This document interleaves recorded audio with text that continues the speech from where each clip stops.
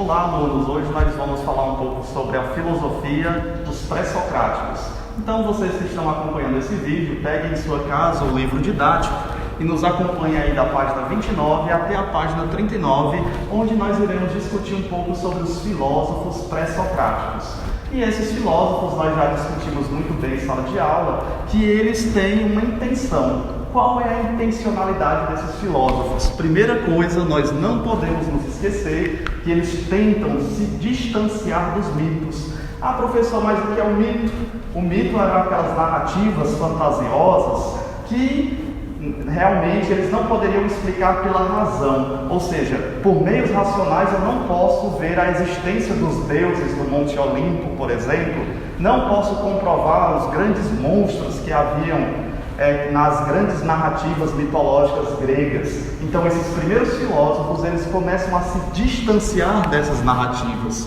E essas narrativas nós também percebemos que elas não são apenas fantasiosas sem propósito nenhum. Como nós vimos no mito do Odisseu, por exemplo, que ele sai da ilha de Ítaca e vai na guerra de Troia. Por elaborar uma estratégia por meio da razão, ele se distancia da tradição dos deuses, do Poseidon, do deus dos mares. Então todas as pessoas que liam o mito do Odisseu, por exemplo, elas diziam: olha, eu não quero ser igual ao Odisseu, porque o Odisseu, ao sair da tradição mitológica, o que foi que aconteceu com ele? Ele foi punido pelos deuses. Então os mitos, eles trazem uma moralidade, uma intencionalidade. E além disso, nós percebemos também que os mitos, eles fazem com que nós conheçamos a cultura de um povo. É através das narrações mitológicas do poeta Rapisodo, que era a pessoa mais antiga da cidade ou da comunidade que contava esses mitos de geração em geração,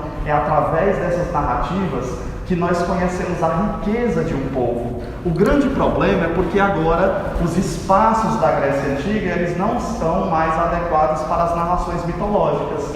Como nós percebemos o grande Tales de Mileto, considerado um dos primeiros filósofos, que ele fez justamente o seguinte: ao ser um grande comerciante, ao ser um bom viajante, ele percebeu que existiam outras narrativas mitológicas no Egito, na Pérsia, em outros lugares. E isso fez com que ele percebesse que as narrações se chocavam. Os egípcios eram bons em matemática, excelentes arquitetos, bons nas plantações, mas não seguiam as mesmas narrativas mitológicas. Então esses primeiros filósofos começam a se incomodar com isso.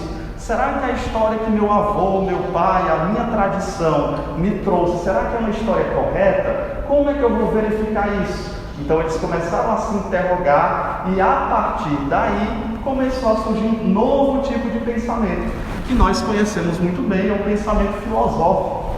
Filosofia, né? O amigo da sabedoria, aquele que busca um conhecimento racional por meio de explicações verificáveis.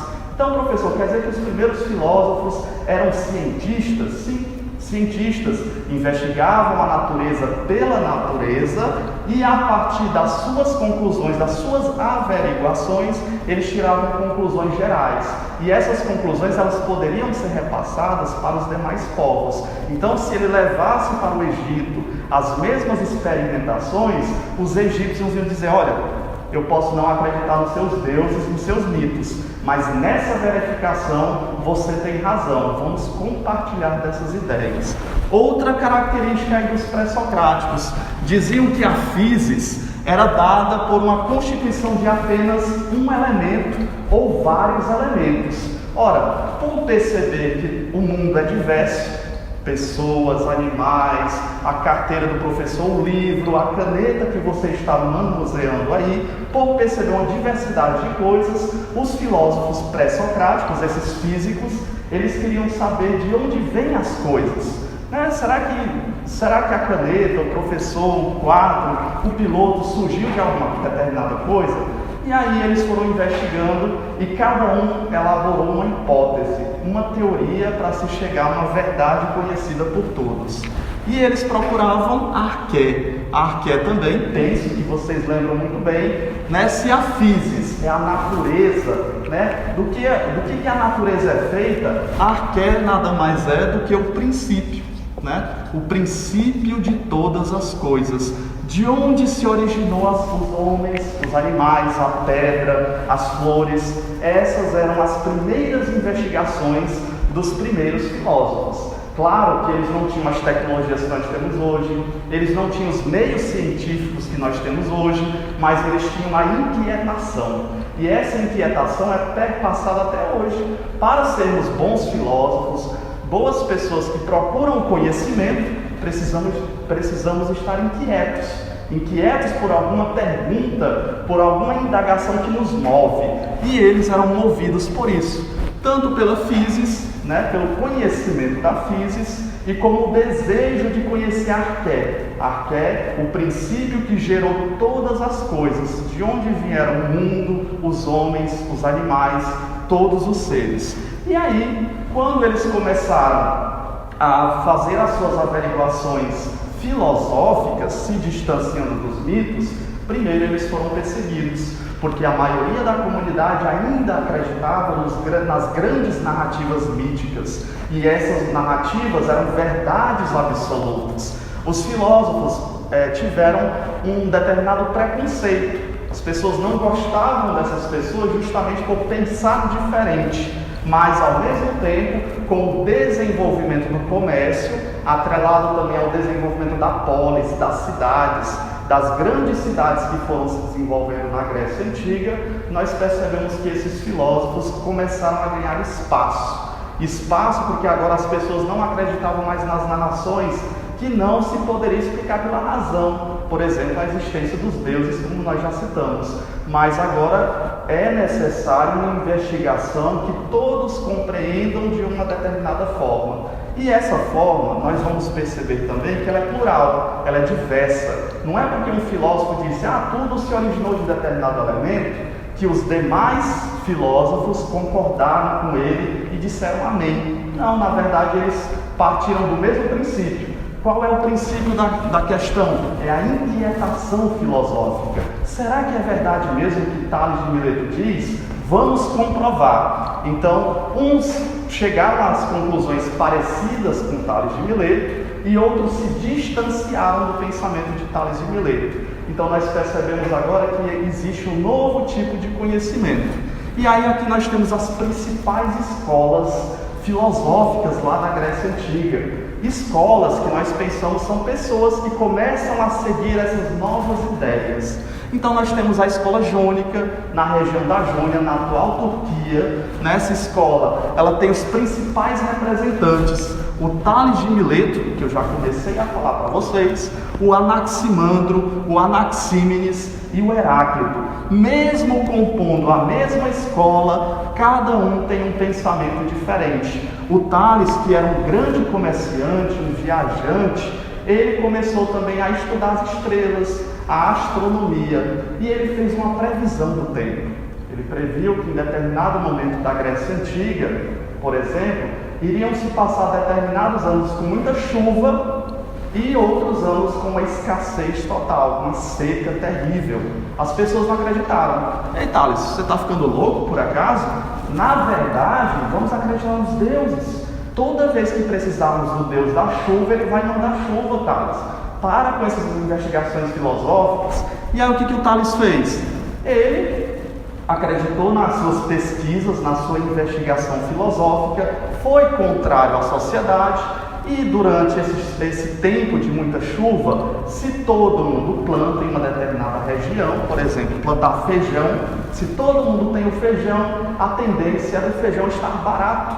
Então, o Tales foi estratégico, ele comprou bem baratinho o feijão das outras pessoas, plantou também o seu feijão e estocou na sua casa. Quando chegou o período de seca, as pessoas começaram a orar aos deuses, a velha tradição mitológica. Foi o que aconteceu com Tales.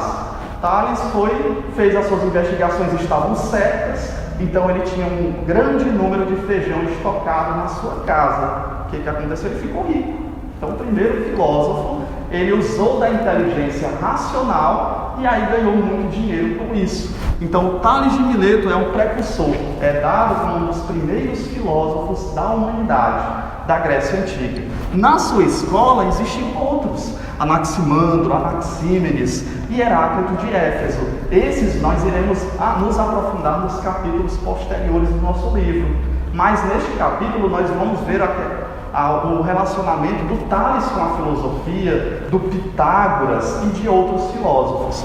Outra escola interessante é a escola pitagórica, né? Professor, filosofia não tem nada a ver com as outras disciplinas? Muito pelo contrário. Olha lá o Tales, olha lá o Pitágoras, pai da matemática. Então já existe um diálogo, na verdade esses filósofos tinham conhecimento geral de todas as disciplinas. Hoje, na escola do século XXI, é que nós vemos diversos professores, diversas matérias diluídas, né? Bateu a campo, entrou o professor de geografia, depois entrou o professor de história. Mas esses filósofos aqui, eles tinham um conhecimento total de mundo, um conhecimento que agregava todas as disciplinas, todas as áreas do conhecimento. E o próprio Pitágoras, o pai da matemática, ele começa também a ver o mundo com os olhos da matemática. Se antes os gregos viam com os olhos religiosos dos mitos, da contemplação, o Pitágoras inicialmente vê com os olhos do número, das formas geométricas, do quadrado, do triângulo, do cálculo matemático. E ele vai levar também esse patamar da matemática para o âmbito religioso, né? O Pitágoras ele começa a perceber que a matemática vai para além da nossa compreensão humana, mas ao mesmo tempo, sem a matemática, nós não podemos viver. Depois nós temos a escola eleata, né? Uma das escolas mais importantes aí da filosofia grega, onde o Parmênides e o Zenão, eles serão inimigos. Professor, peraí, quer dizer que haviam brigas na Grécia Antiga? Inimigos de ideias, né? Eles combatiam as ideias do Heráclito de Éfeso. E em aulas posteriores nós iremos ver o que o Heráclito dizia que incomodava tanto o Parmênides e o Zenão. Depois, nós temos aí a escola pluralista. Até aqui, gente, nós percebemos que esses filósofos procuravam um princípio. Esse princípio estava agregado aos 4 elementos da natureza: terra, fogo, ar e água. Só porque essa escola pluralista, plural de muitas coisas, diziam que, na verdade, será que apenas um elemento gerou todas as coisas? Na verdade, cada um levantou uma teoria diferente, dizendo que outros elementos plurais, podem ter originado todas as coisas. Inclusive eu e você que está aí assistindo essa aula. Então nós temos aí o Tales de Mileto, né? Nasceu em 600 a 548 a.C. Professor, peraí, como é que ele nasceu depois e vai morrer antes? Nós percebemos que depois do nascimento de Cristo é que o ano é contado a partir do 1. Antes de Cristo, o tempo é voltando, é decrescente. Então vejam só, como é que esses filósofos eram tão sábios na sua perspectiva filosófica, no seu conhecimento racional, e eles nasceram 600 anos antes de Cristo. E às vezes, gente, eles parecem ser muito atuais, porque eles trazem ainda o princípio da filosofia. E o princípio da filosofia justamente é a inquietação, a investigação filosófica. Outra característica é não cairmos na velha pegadinha. O Tales foi o primeiro filósofo, mas ele nem sabia, gente, o que ele estava fazendo.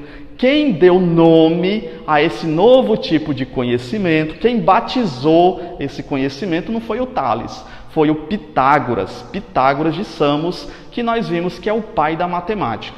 Então vejam só, qual é a origem de tudo para o Tales de Mileto? Ele dizia que todas as coisas, ou seja, arqué, o princípio de todas as coisas, toda a natureza é feita de água. E aí vejam só, se você leva um corte em casa, sai sangue, no seu sangue tem água. Se você vê uma árvore, vai pegar uma folha da árvore, cortar aquela folhinha, tem água. E aí ele percebeu que todos os elementos, até para se fazer a parede, precisa colocar água no cimento, para misturar com areia.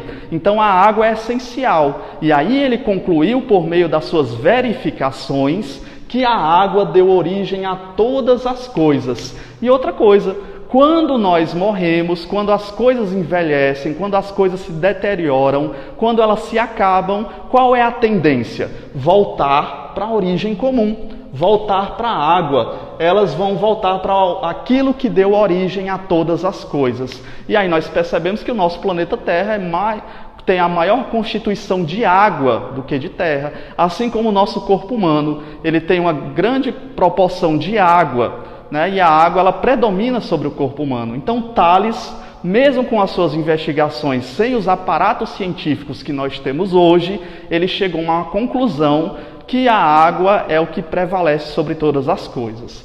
Tanto ele como os demais filósofos pré-socráticos, eles foram imbuídos pela seguinte questão: se tudo é feito de um elemento, Tales, por que tudo é diferente? E aí essa questão vai valer para os demais filósofos. Se tudo é feito de água, por que eu, professor, sou diferente do piloto, ou desse quadro? Ou você, aluno que está me assistindo, é diferente do notebook ou do celular que você está assistindo, ou do livro didático? E aí o Tales vai explicar perfeitamente, assim como os demais filósofos.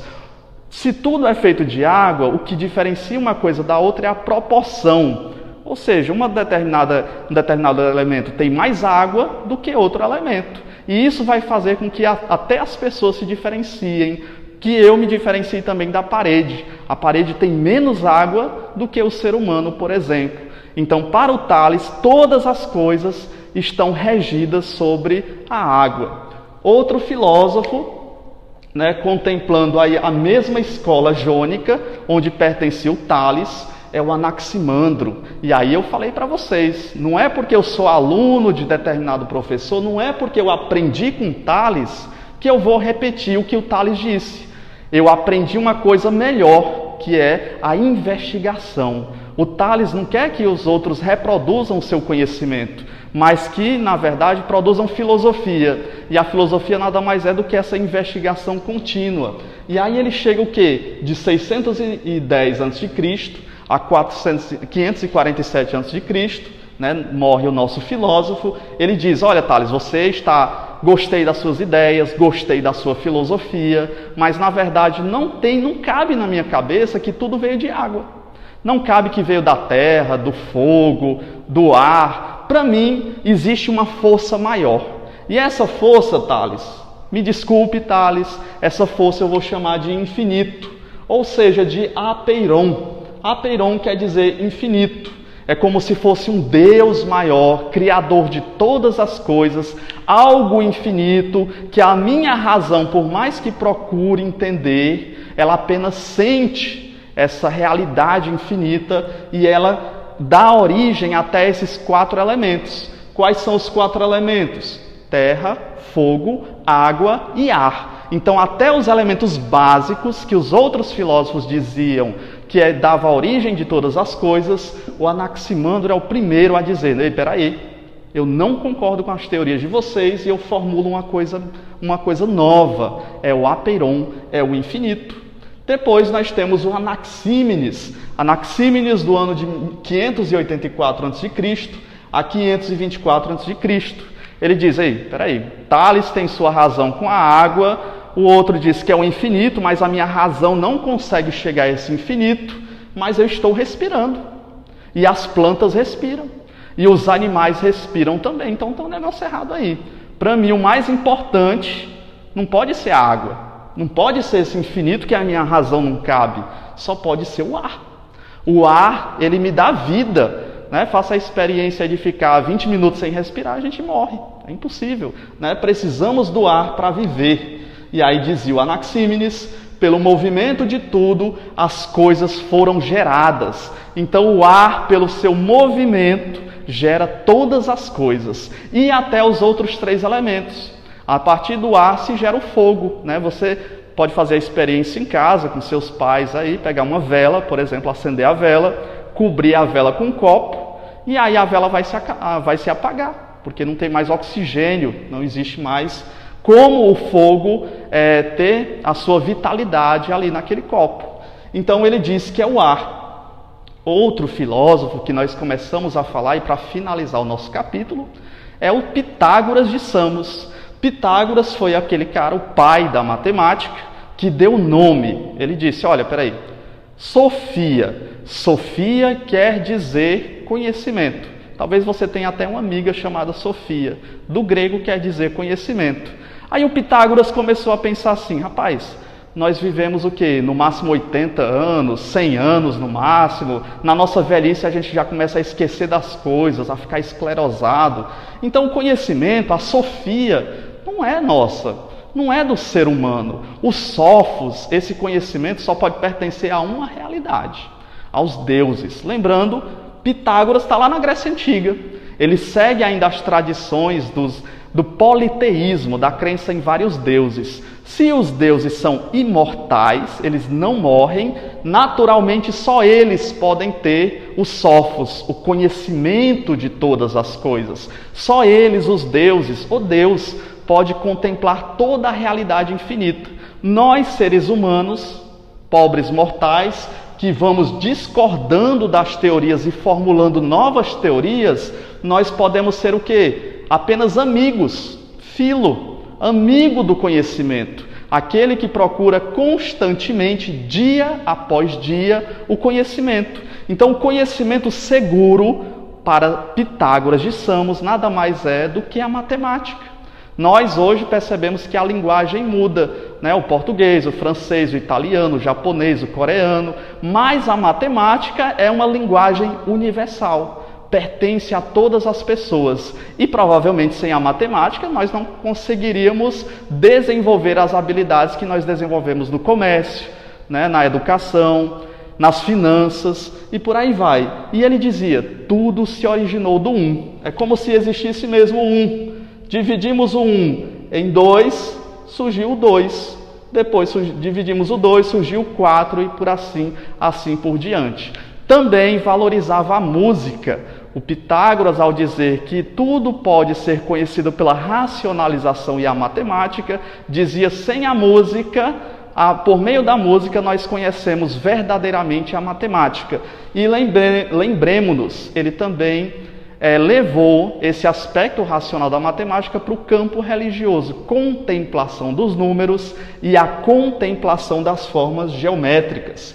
Valorizava a matemática.